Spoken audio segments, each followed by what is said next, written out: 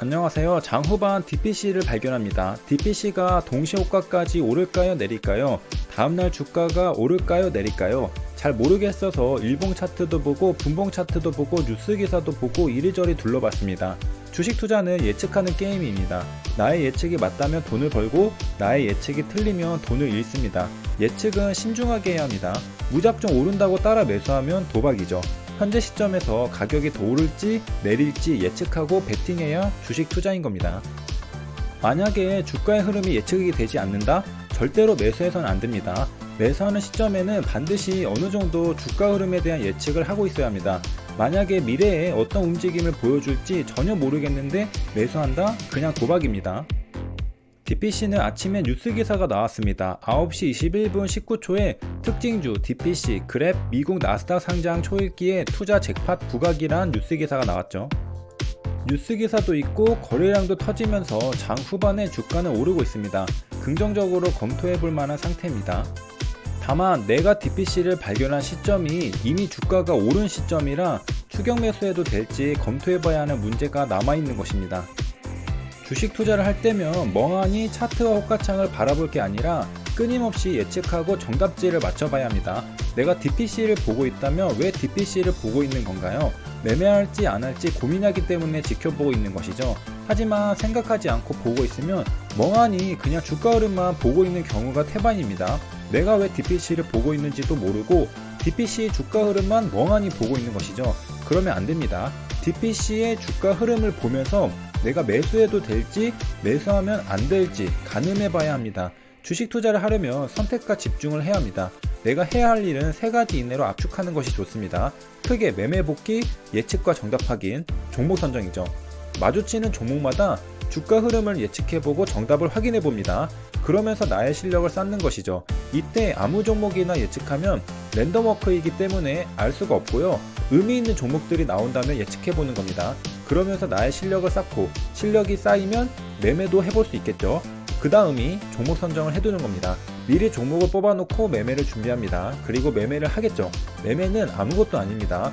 그 한 번의 매매를 위해 준비하는 것들이 중요합니다. 그렇게 매매가 끝나고 나서는 매매 복귀하면서 나의 매도 타점을 점검합니다. 내가 해야 할 일을 3가지로 압축하면서 의식적으로 반복하려고 노력해야 합니다. 하지만 내가 성공적인 매매를 하기 위해서는 해야 할 일들이 많겠죠. 그런 경우에는 생각날 때마다 반복적으로 되뇌이면서 무의식적으로 반복할 수 있게 습관화시킵니다. 처음에는 입에 잘 붙지 않아도 계속 반복적으로 말하다 보면 어느샌가 나의 머리와 가슴에 깊게 박혀있게 됩니다.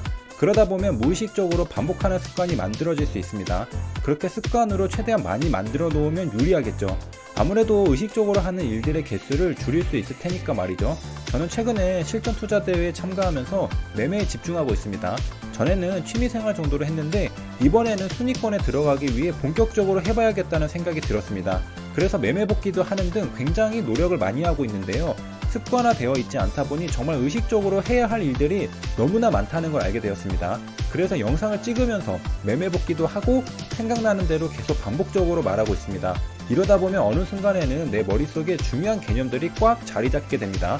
그러고 나면 이제 그 다음 중요한 것들이 남을 텐데요. 각계격파해 나가면 됩니다. 디테일한 것들을 의식적으로 정복해 나가면 마지막에는 완벽한 매매를 할 수 있는 날이 올 겁니다. 그러니까 핵심은 의식적으로 하는 일은 3가지로 압축해서 선택과 집중을 합니다. 그러면서도 최대한 많은 일들을 무의식적으로 하는 습관으로 만들어야 합니다. 습관으로 만들면 편해집니다. 습관이 아닌 경우에 의도적으로 노력을 해서 반복해줘야 합니다. 의도적으로 반복해주다 보면 이런 행동도 마지막에는 결국 습관이 되겠죠. 이렇게 전부 습관으로 만들어버리면 그때는 별 생각 없이도 쉽게 올바른 행동을 반복할 수 있습니다. 시간과 노력이 들어가는 작업입니다. 트레이더의 사고회로와 습관을 장착시키는 작업입니다. 매수하려다가 마우스에서 손을 뗐는데요. 그 이유는 양봉 이후 다시 양봉이 나온 뒤에 한 계단 내려왔기 때문입니다. 장이 끝나고 종가의 DPC는 어떻게 되었을까? 16,850원에 마감했습니다. 16,900원에 매수하지 않기 잘했죠. 종가에는 살짝 물려서 다음날로 넘어가게 됩니다. 시간의 단위가도 크게 변동이 없습니다. 내일 갭이 뜨지만 않는다면 현재 시점에서는 DPC를 매매하지 않기로 결정한 건 잘한 판단이란 걸 알 수 있습니다. 이렇게 올바른 판단을 반복해 나가면 주식 투자에서 성공할 수 있습니다. 매매해서 수익을 내는 것만이 올바른 판단이 아닙니다. 매매하지 않고 손실을 피하는 것도 올바른 판단입니다. 의미 없는 매매를 안 하는 것도 올바른 판단이죠. 매매를 하지 않더라도 재료는 알아두는 게 나중에 도움이 될 겁니다. 그랩은 동남아의 우버로 불리는 차량 공유 및 배달 서비스 업체라고 합니다. 그랩은 스마트폰을 기반으로 한 동남아시아의 승차 공유 서비스입니다. 본래 동남아시아 지역은 우버를 승차 공유 서비스로 사용하였으나 우버가 동남아시아에서 철수한 후 그랩이 주류가 되었다고 합니다. 창립이 2012년 6월입니다. 거의 10년이 다 되어가는 기업이죠. 그랩 오토바이 기사들의 모습이라고 합니다. 초록색 옷을 입고 있습니다. 그랩이라고 적혀있는 옷이네요. 동남아 우버, 그랩의 상장 소식은 2021년 4월 14일에도 들려왔었습니다. 활짝 웃는 SK. 그랩은 동남아시아에서 가장 많은 사람들이 이용하는 차량 공유 플랫폼 앱이라고 합니다. SK가 활짝 웃는 이유는 그랩에 투자했기 때문입니다. 상장은 3분기 중 이뤄질 예정이라고 뉴스 기사가 나왔는데요. 현재는 11월이죠. 3분기는 7월, 8월, 9월을 말합니다. 이미 지났죠. 상장이 미뤄진 걸로 보입니다.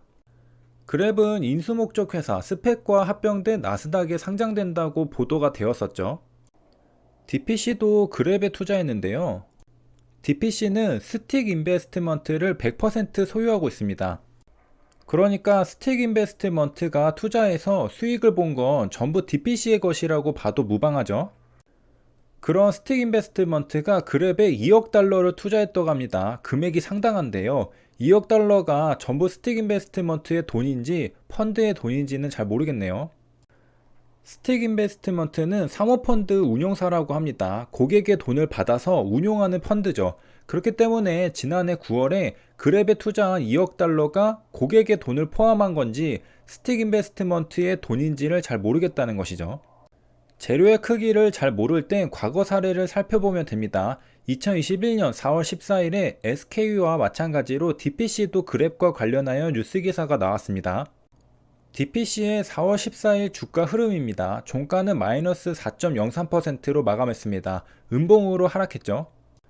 그런데 4월 7일 수요일에는 장대 양봉으로 마감했습니다. 무엇 때문이었을까요? 네, 바로 동남아 우버, 그랩에 대한 소식으로 상한가를 갔던 겁니다. 그러니까 DPC는 그랩 뉴스로 상한가를 간 전적이 있는 종목입니다.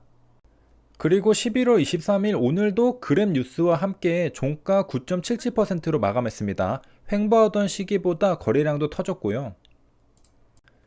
하지만 똑같은 뉴스 기사였기 때문에 이번에는 상한가를 가지 못한 걸로 보입니다. 뭔가 새로운 소식이 추가되어야 이전과 같은 멋진 시세를 보여주지 않을까 생각해 볼 수 있습니다.